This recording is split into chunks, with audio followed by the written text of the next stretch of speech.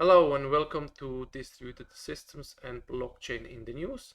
My name is Thomas Bocek, and today in the news we have the following articles.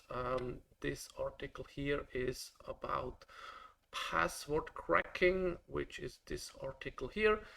This is relevant since we also talked about password in the repetition of distributed systems, and this is an interview with a professional password cracker. And I found this article interesting, especially a couple of quotes which I want to highlight. So the first quote is: the most important feature of a strong password these days was uniqueness, having a different password for each account, meaning that as soon as you need to create a password, create a new password from scratch. Ideally, it should be generated by a machine, it should be sufficiently long, and as stated, it should be unique and only used on this site.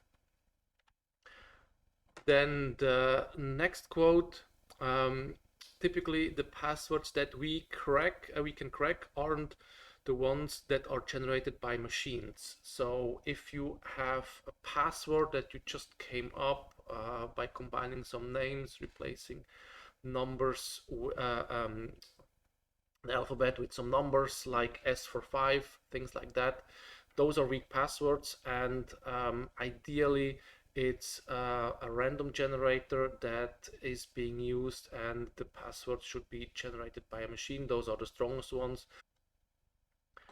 The next quote, we go directly to the article. So that's the guy who is interviewed, Jeremy Gosney. He's a password cracker, so he does this as a professional, and he's also the co-author of Hashcat, which is this famous password cracking library that can leverage your GPUs and try as many hashes as possible. And he mentioned that, or he said that, where is it? Here. Most passwords are stolen in plain text, not from these hash databases that people like me try to crack. And they are stolen through phishing attacks or malware or shoulder surfing. So there are these hacks. For example, LinkedIn had a huge breach.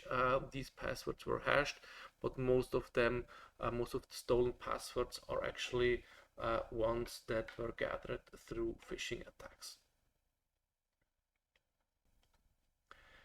The next article is about Google Stadia. We talked about Google Stadia in the Distributed Systems lecture, since I think it's a quite interesting concept from a technical point of view.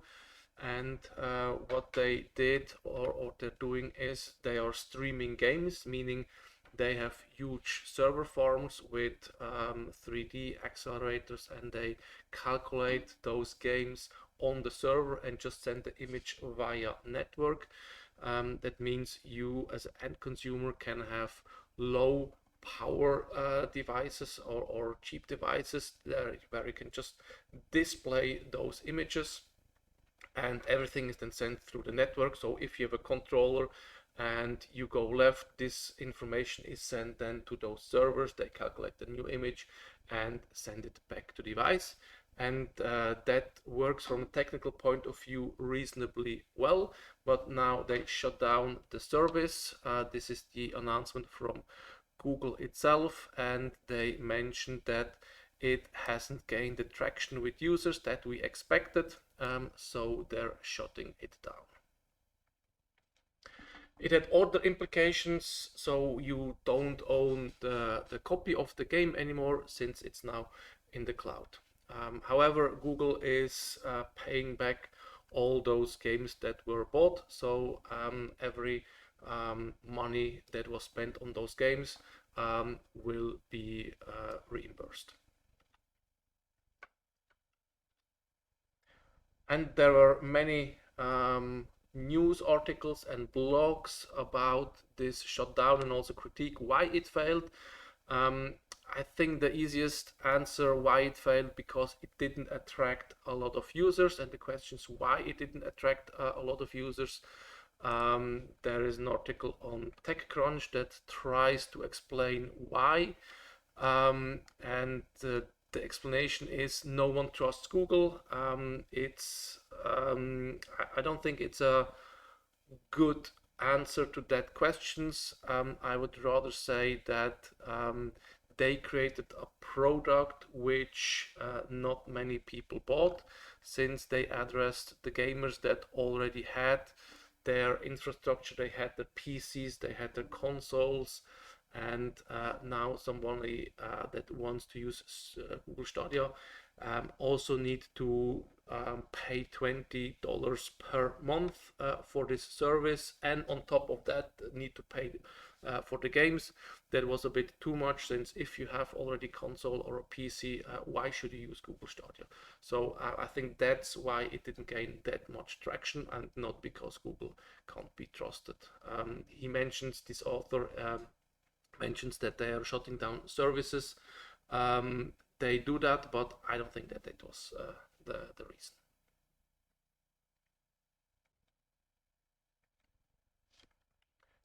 Another critique point is that people who bought this controller here, they consider it e-waste unless Google changes their firmware, since the connection is done via Wi-Fi and not via Bluetooth like every other controller.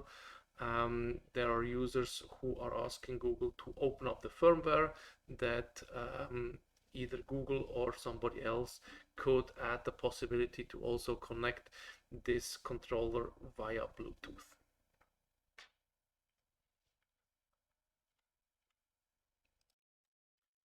The next article is about crypto lender Voyager, who filed for bankruptcy.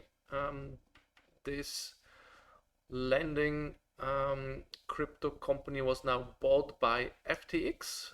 So he's the CEO of FTX, Sam Bankman-Fried.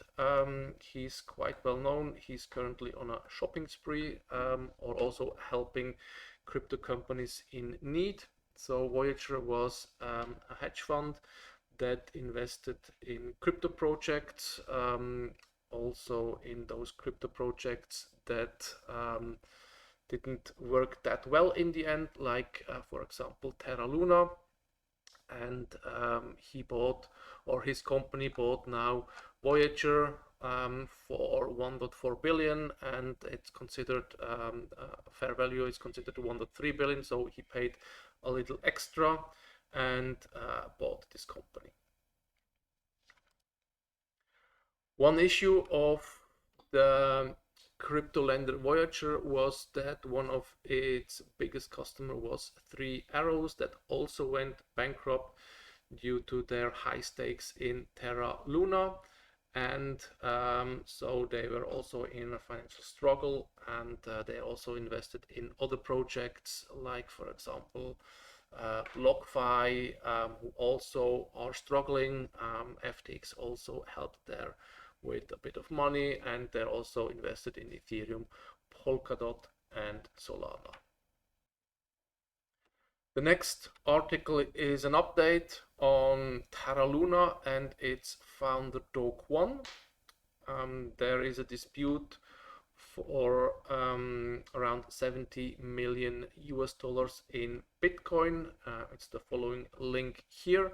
So this money was actually supposed to be used by the Luna Foundation Guard in order to hold the peg, but somehow this money never made it to this purpose. So the authorities are questioning where this money is going to, since there were some movements. So in total around 3,000 bitcoins were moved. They were moved to KuCoin and OKX, and one of them already froze the account. So KuCoin froze the account, so they received 1,300 bitcoins, and OKX ignored the request. So there are 1,959 bitcoins, and the authorities, they are looking for Do Kwon. And Do Kwon still says he makes zero effort to hide. And now the question is, what's going on here? There was this Interpol red notice, which is still not in the public databases. So I'm currently not sure what's going on here. I'll keep you updated.